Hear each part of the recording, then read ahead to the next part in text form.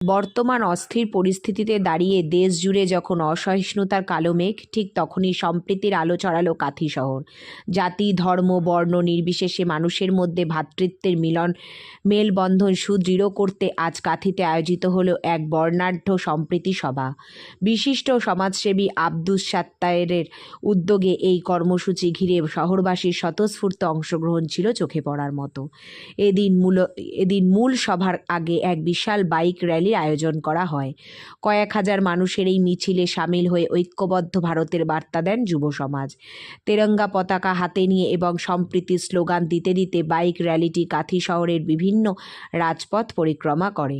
অনুষ্ঠানের মূল বক্তা সমাজসেবী আব্দুস সাত্তার মঞ্চ থেকে বর্তমান রাজনৈতিক ও সামাজিক প্রেক্ষাপটে শান্তির প্রয়োজনীয়তা ব্যাখ্যা করেন।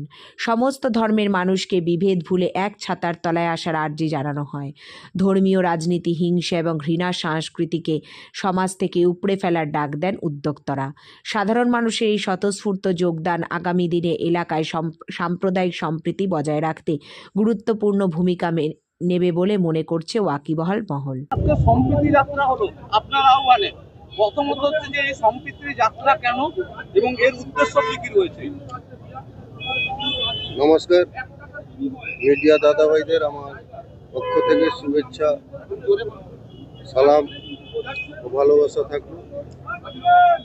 আজকে এই সম্প্রীতি সবার কারণ হচ্ছে আমাদের দেশ থেকে ওপার বাংলায় জাত নিয়ে, পরিচয় নিয়ে মানুষের মধ্যে যেরকম সাধারণ মানুষকে জীবন দিতে হচ্ছে, অনেক মায়ের কোল শূন্য হয়ে যাচ্ছে। তার সচেতনতার কারণে আমাদের এই সম্প্রীতি সভা। মানুষ সবাই আমরা সচেতন মানুষ, তাও যেভাবে যে ধরনের হচ্ছে আরও আমাদের সচেতন হতে হবে। ধর্মকে নিয়ে যেভাবে রাজনীতি হচ্ছে তার থেকে আমাদের সচেতন থাকতে হবে। সে জায়গায় হুমায়ুন কবিরকে দেখা গেল যে ফের বাপি বস্তিদের নাম নিয়ে এক ছাতা তোলায় আনতে চাইছে সংখ্যালঘু সম্প্রদায়কে, অর্থাৎ মুসলিম গোষ্ঠীকে। সেক্ষেত্রে আমি এইটাই বলবো তোমাদের, উনি বলছেন আমি মুসলমান, আমি মৌলানা নয়, মুফতি নয়, হাফেজ নয়, আমি একজন মুসলমান। আমি যেটুকু ইসলাম থেকে শিক্ষা অর্জন করেছি, ইসলামের প্রথম ফরজ হচ্ছে নামাজ। উনি আগে ফরজ কাজ করবেন না মসজিদ করবেন? আগেই হচ্ছে ফরজ, উনি ফরজ আদায় করলেন না, মসজিদ করছেন। উনি 1000টা মসজিদ করুন, আমার কোনো আপত্তি নেই। ইসলাম বলেছে যে জায়গায় বিতর্ক থাকবে ওই জায়গায় আল্লাহর ঘর কোনোদিন হবে না। উনি যদি এই মসজিদকে নিয়ে উদ্দেশ্য, আপনারা সবাই জানেন, সবাই সচেতন মানুষ, আপনারা বিবেককে প্রশ্ন করবেন। আপনারা হচ্ছেন সাংবাদিক, আপনাদের উপর, আপনাদের সবার উপর মানুষ আগে আপনাদের বিশ্বাস করে। তো আপনাদের দায়িত্ব, আমি বলবো যে কোনো যেই নেতা হোক, যেই সংগঠন হোক, যখনই ওনারা ভুল বার্তা দিয়ে মানুষের কাছে নিজের জন্য, নিজের চেয়ারের জন্য মানুষকে ভুল বুঝিয়ে ধর্মের নামে লড়াই লাগিয়ে দেবেন, এই সচেতনতা করার দায়িত্ব আপনাদেরও। উনি মসজিদ যদি নিজের উদ্দেশ্য করছেন, নিজের ফায়দার জন্য, নিজের চেয়ারের জন্য, আমি মনে করি, আশা করি আমার কথাকে আমাদের যারা গুরুজন আছে, আমাদের ইসলাম ধর্মে যারা গুরুজন, যারা মুফতি, যারা মৌলানা, তারা নিশ্চয়ই সমর্থন করবেন। মসজিদ কোনো নিজের উদ্দেশ্য, নিজের ফায়দা জন্য করা ঠিক না, ওটা আল্লাহর ঘর।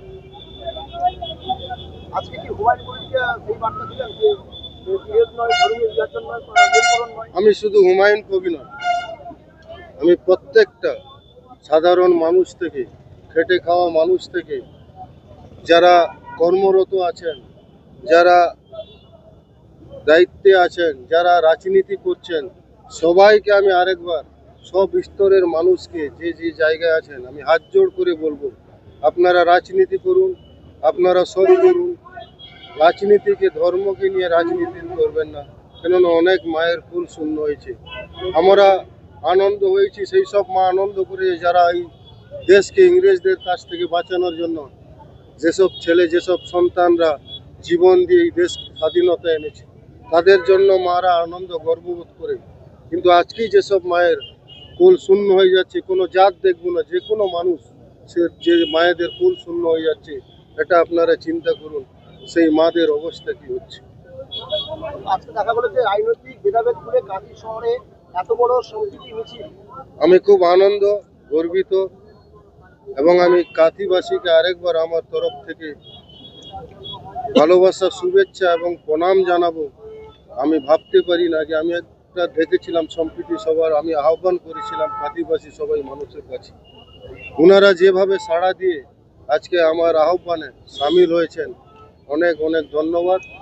আমি মনে করি শুধু আমার কথা নয়, আজকে কাঁথিবাসী মানুষরা বুঝিয়ে দিলেন যে আমরা দাঙ্গা চাই না রাজনীতির নামে, আমরা সম্প্রীতি চাই, আমরা ভেদাভেদ ভুলে একসঙ্গে থাকতে চাই, এটা ওনারা বার্তা দিলেন। এই বার্তা আমি মনে করব যারা ধর্ম নিয়ে, আমি কোনো গোষ্ঠী কোনো ব্যক্তি কারুর বিরুদ্ধে বলছি না, আমি শুধু বলতে চাই কি ওনারা মনে রাখবেন আজকের যে মিছিল কাঁথির মানুষ যেভাবে পাশে সম্প্রীতির পাশে দাঁড়িয়েছেন, তাদের বোঝা উচিত কাঁথির মানুষ কি চায়, কাঁথির মানুষ সম্প্রীতি চায়। আজকের সভামঞ্চে অনেকে দাঁড়িয়ে বলছেন যে 26 বিধানসভাতে ভাইজানকে তারা দেখতে চান। মানুষের অনেক রকম আবেগ থাকে, যে যার মতো বলছেন, আবেগে বলে দিচ্ছেন, এটা তো আমার করে কিছু, কেউ আমাকে অতিরিক্ত ভালো পান, আপনি আবেগে বলছেন। আমি আপনাদের বলি, আমি মানুষের সঙ্গে থাকতে চাই আর মানুষের আশীর্বাদ নিতে চাই, এটাই আমার কর্মজীবন আগামীকালে।